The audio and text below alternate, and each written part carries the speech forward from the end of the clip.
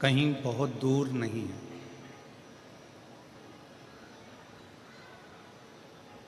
भगवान शिव जो हमारी श्वास है और जो श्वास नित्य प्रति 21,600 श्वास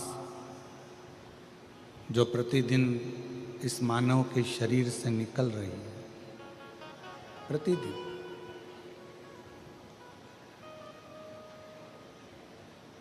ये श्वास ही हमारा शिव है।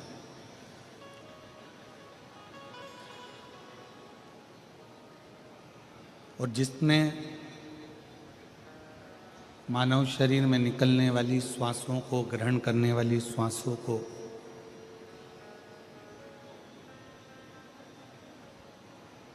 स्मरण कर लिया, देख लिया, ध्यान कर लिया, तो ये समझें कि शिव को पा लिया। ये 21,600 श्वास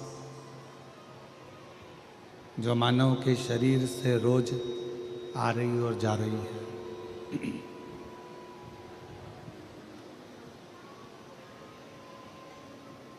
ये 21,600 श्वास शिव का एक अंश है। जैसे श्वास निकल जाने के बाद में, श्वास समाप्त हो जाने के बाद में शरीर नहीं रहता, केवल एक शव बन जाता है।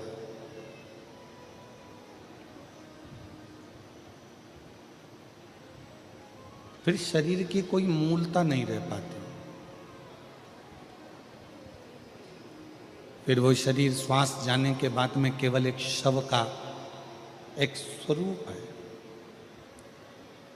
उसी तरह शिव महापुराण की कथा कहती है, जिसने अपने जीवन काल में शिव नाम नहीं जपा,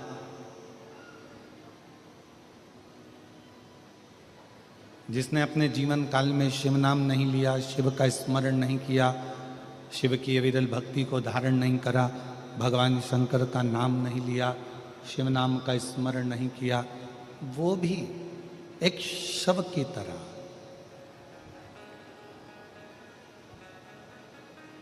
क्योंकि वो शिव को जान नहीं पाए।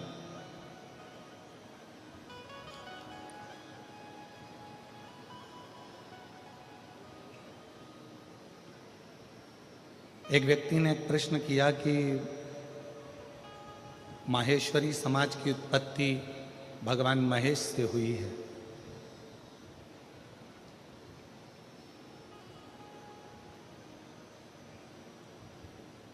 और ये संपूर्ण विश्व की उत्पत्ति किससे हुई? तो हमारा निवेदन है इस व्यासपीठ के माध्यम से, केवल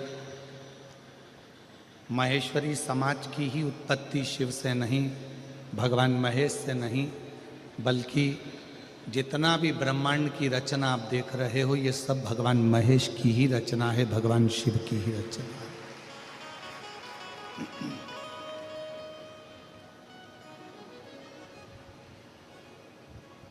ये रचना किसी दूसरे की है ही नहीं।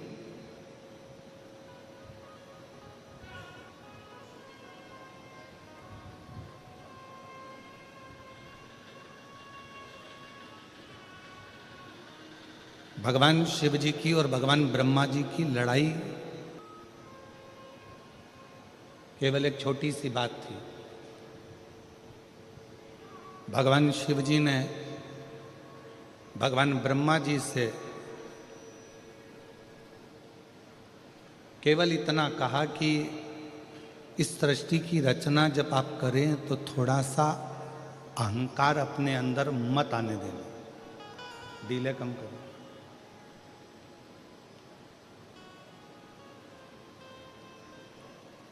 थोड़ा बहुत भी अभिमान अपने अंदर मत आने देना। और केवल ब्रह्मा जी से भगवान शिव नहीं कह रहा,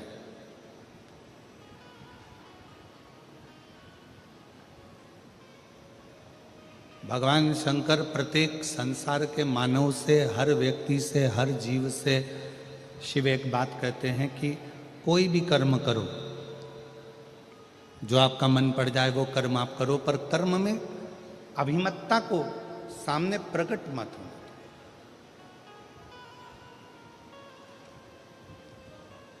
सही जिंदगी जीने के लिए शिव की बंदगी बहुत जरूरी है।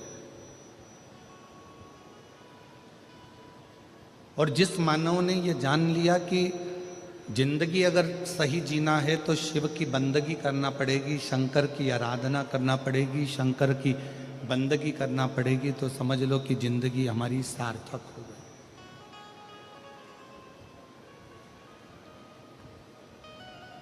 शिव की बंदगी के बिना हमारी ये जिंदगी ठीक नहीं हो सकती। मेरी जीजियों, मेरे जीजाओं, मेरी बेटियों, बेटाओं, मेरी माताओं, मेरे भाई, मेरे बुजुर्ग माता पिता तुल्य जितने भी विराजमान हैं, हैदराबाद की इस पवित्र कथा के प्रांगण में से कथा सुन रहे हैं या आस्था चैनल पर, फेसबुक, यूट्यूब पर, आप जिस तेलंगाना की इस भूमि से कथा को, तत्व को ग्रहण कर रहे हैं, वो अपने जीवन में उतारना कि सही जिंदगी बनाने के लिए शिव की बंदगी बहुत जरूरी है।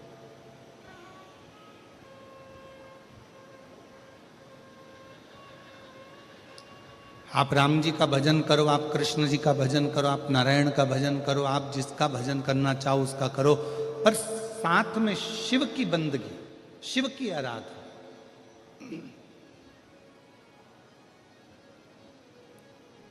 भगवान शंकर का स्मरण हमें जीवन में एक सुख देता है, जिंदगी में जीने की एक नई ऊर्जा प्रदान करता है।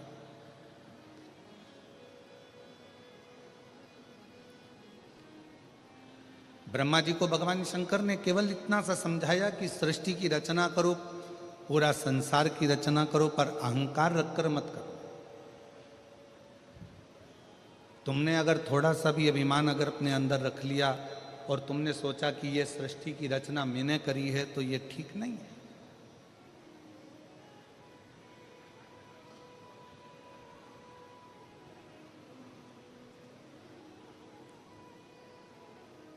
जैसे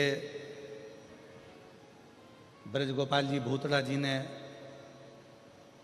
अपने शब्दों में एक बात कही कि गुरु जी, ये इतना विशालतम जो कथा हो रही है, ये कथा कोई मैं नहीं करा रहा हूँ, ये कथा कराने वाले तो हमारे देव अधिदेव महादेव भगवान महेश, भगवान शिव और हमारे पूर्वज हैं।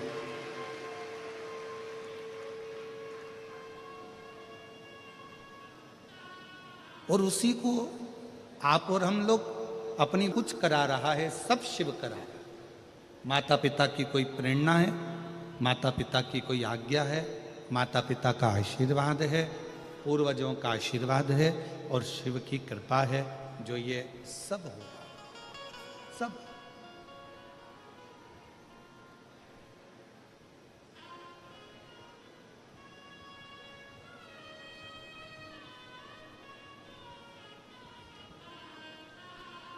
और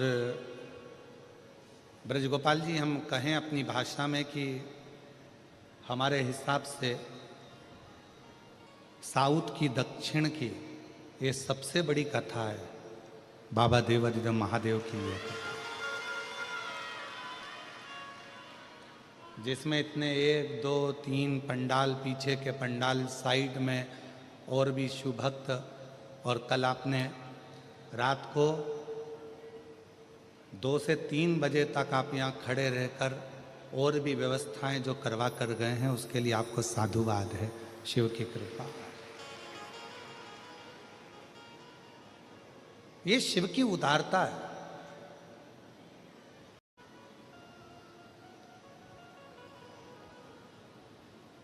भगवान देवादिदेव महादेव ने भगवान ब्रह्मा जी से केवल इतना सा निवेदन किया कि अहंकार को रखकर सृष्टि की रचना नहीं करना,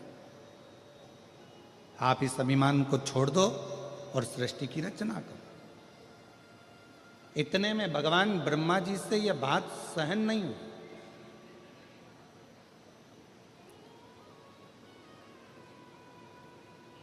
आज के ज़माने में अगर किसी को समझाया जाए ना तो दुनिया के लोग समझते हैं कि ये हमको ही क्यों समझा रहा। एक बहू अगर सासू जी से कह दे कि माँ अब तुम्हारा बुढ़ापा आ गया है, शरीर काम नहीं कर रहा है, शरीर में रोग आ गया है, भगवान का भजन करा करो, फालतू की बात मत करा करो, तो सांस रूठ जाती है। तो यही चाहती है कि मैं मर जाऊं। हालांकि बहू ऐसा नहीं कर रही, बहू तो इतनी सी बात कर रही है कि मम्मी अब ये सब लौकिक बातें, सब व्यर्थ की बातें, ये सब व्यर्थ चीजें तो तुम छोड़ो।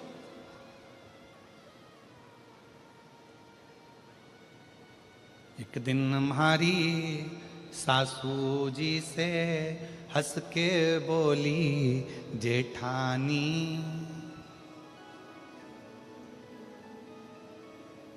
और राम नाम को सुमिरन कर लो, 2 दिन की है जिंदगानी। अब जिस दिन से जेठानी जी ने यह कहा कि 2 दिन की जिंदगानी है, राम नाम का सुमिरन कर लो, उस दिन से जेठानी का मुंह ही नहीं देखा सास।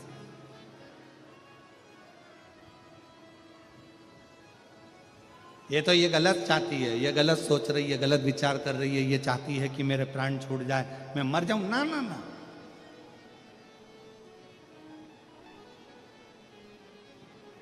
बहू ये नहीं चाहती। बहू तो चाहती है कि आप खूब जियो। बस इतना सा निवेदन है कि संसार की लौकिक बातों को छोड़कर, संसार की बातों का स्मरण ना करते हुए भगवान देवादिदेव महादेव की बात का स्मरण करें। राम नाम, कृष्ण नाम, शिव नाम, नारायण, जिसको तुम भज सकते हो, जिसका तुम स्मरण कर सकते हो, उसका स्मरण करो।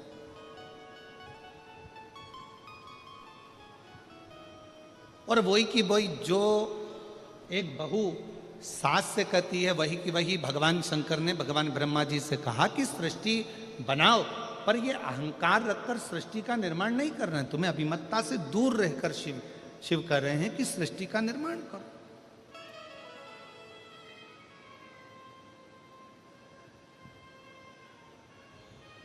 सहन नहीं हुआ ब्रह्मा जी से, और ब्रह्मा जी से जब सहन नहीं हुआ तो ब्रह्मा जी रुष्ट होकर सीधे भगवान विष्णु जी के पास में पहुंच गए। और भगवान नारायण आराम से शेषनाग की सैया पर लेटे हुए थे। लक्ष्मी जी चरण दबा रही थी उनके।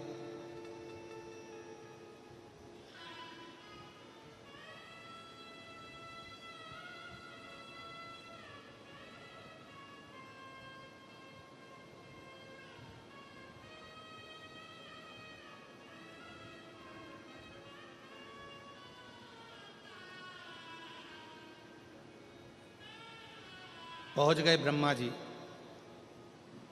लक्ष्मी जी की दृष्टि पड़ गई भगवान ब्रह्मदेव के ऊपर।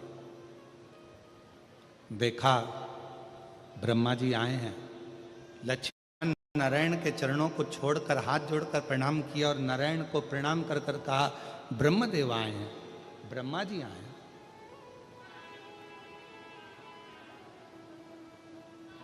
ब्रह्मा जी? हाँ। भगवान विष्णु उठे, ब्रह्मा जी ने प्रणाम किया भगवान नारायण को, नारायण ने प्रणाम किया भगवान ब्रह्मा जी। कितनी सुंदर बात है। ये हमारे 33 कोटि देवी देवता ये हमको सिखाते हैं कि आप किसी को आदर करोगे तो कोई तुम्हारा आदर करेगा। आप किसी को प्रणाम करोगे, कोई आपको प्रणाम करेगा। आपके पास देने के लिए जो है वो आप सामने वालों को दोगे तो सामने वाला भी आपको वही देगा जो उसके पास में होगा। किसी के पास गुलाब का फूल है तो गुलाब का फूल देगा, किसी के पास कीचड़ होगा तो वो कीचड़ देगा, किसी के पास सम्मान होगा तो सम्मान होगा, किसी के पास आदर होगा तो आदर देगा। आप यदि किसी को आदर दे रहे हो, किसी को प्रणाम कर रहे हो, किसी को नमन कर रहे हो, किसी को साधुवाद कर रहे हो, किसी को धन्यवाद कर रहे हो, तो वो सामने वाला भी भले उसके अंदर कितना भी कपट भरा हो, कितना भी अंदर बेईमानी भरी हो, फिर भी अगर आपने हाथ जोड़ा है तो सामने वाला भी आपके हाथ जरूर जोड़ेगा, आपको सम्मान जरूर करेगा, आदर जरूर करेगा, सत्कार जरूर देगा।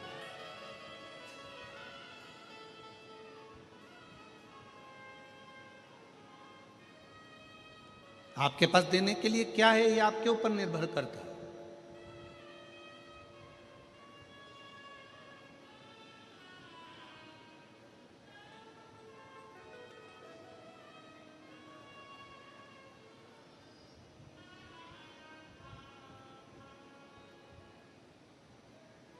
ब्रह्मा जी ने प्रणाम किया, भगवान विष्णु ने प्रणाम किया।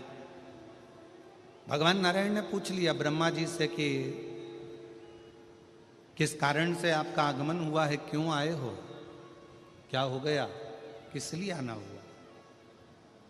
तब ब्रह्मा जी ने कहा कि सृष्टि की रचना मैं कर रहा हूं।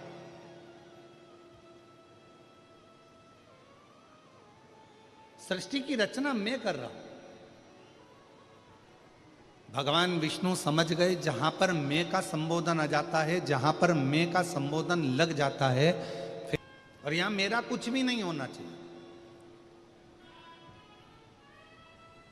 कथा करवाने वाला शिव, कथा वाचने वाला शिव, और कथा सुनने वाला भी शिव। कितनी सुंदर बात कही कि स्वयं ईश्वर जी और गोरा जी के रूप में भगवान शंकर पार्वती गणा और गौर बनकर शिव महापुराण के यजमान बनकर कथा को श्रवण कराते हैं, श्रवण करते हैं, कराते हैं।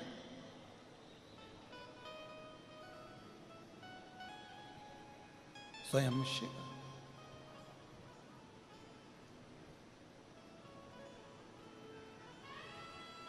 और प्रभु आपकी कृपा से सब काम हो रहा है, भोले आपकी कृपा से सब काम हो रहा है।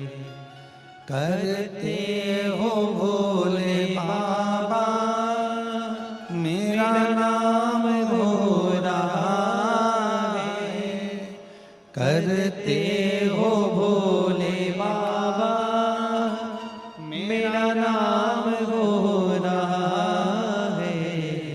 भोले आपकी कृपा से सब काम हो रहा है। शंभु आपकी कृपा से सब काम हो रहा है। भगवान ब्रह्मा जी ने जैसे ही कहा कि मैं सृष्टि की रचना कर रहा हूं, तो भगवान विष्णु की बुद्धि में आ गया कि अहंकार समाहित हो गया।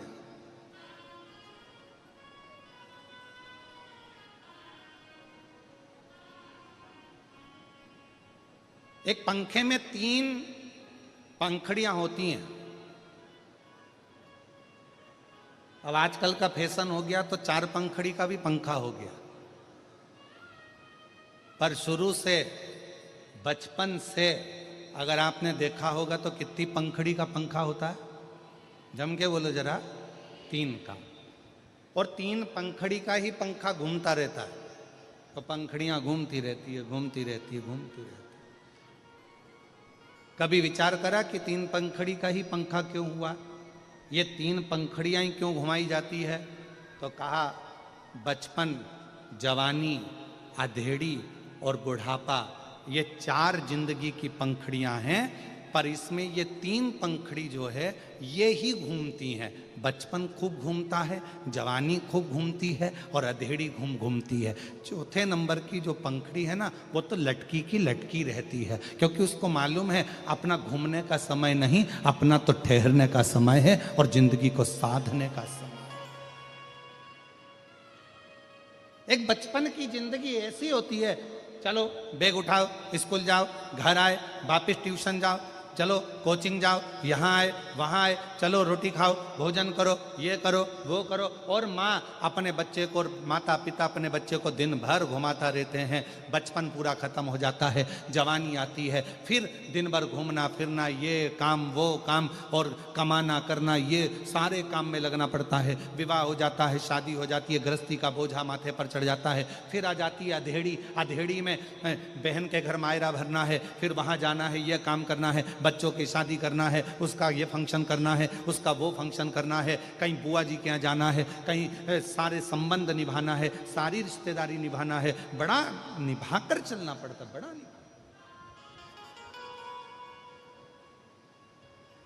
और हम आप सबके सामने इस हैदराबाद की पवित्र भूमि पर एक बात कहना चाहेंगे, जिसके घर में बुजुर्ग रहते हैं ना, तो छोटे अपनी जिंदगी को बड़ी एंजॉयफुल जीते हैं। याद रखना, बढ़िया एंजॉय से, बड़े खुश होकर जीते हैं। और जिस घर के बुजुर्ग, जिस घर